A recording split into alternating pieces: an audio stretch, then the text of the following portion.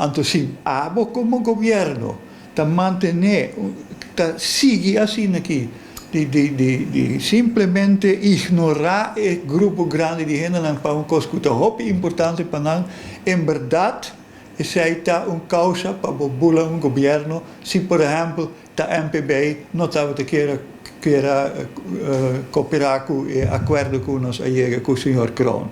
Tapi sai nosso vice também, Sr. Kroon, bom, nós a publicar o acordo, me pôr um par de detalhes, e entre outros, toda gente que está ribalista, que ainda que é um terreno, mester ele dentro de ano de tempo.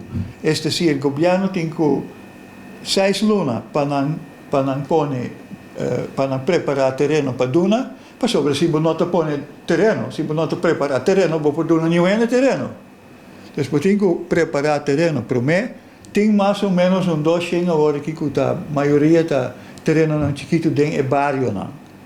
Pero tem mais ou menos 200. De como não te word Duna não puntrami, pero tem gente que está assim e nós tem prova de esse e nós duna corte esse também. Então tem certo ele que se está pero lá nós vimos maioria, grande maioria de gente de lista de espera não está e não tem que seguir guarda até hora não está morrer. Então esse não está correto. Então esse é causa, caso muito sério que a existir para mais que 25 anos acaba e nos turçar. Dus ora em verdade está tempo para a coisa worden bom solucionar. Então ora depois de promessa 6 anos, dentro de 6 anos, ano total, tu rende Mr. Porhanha.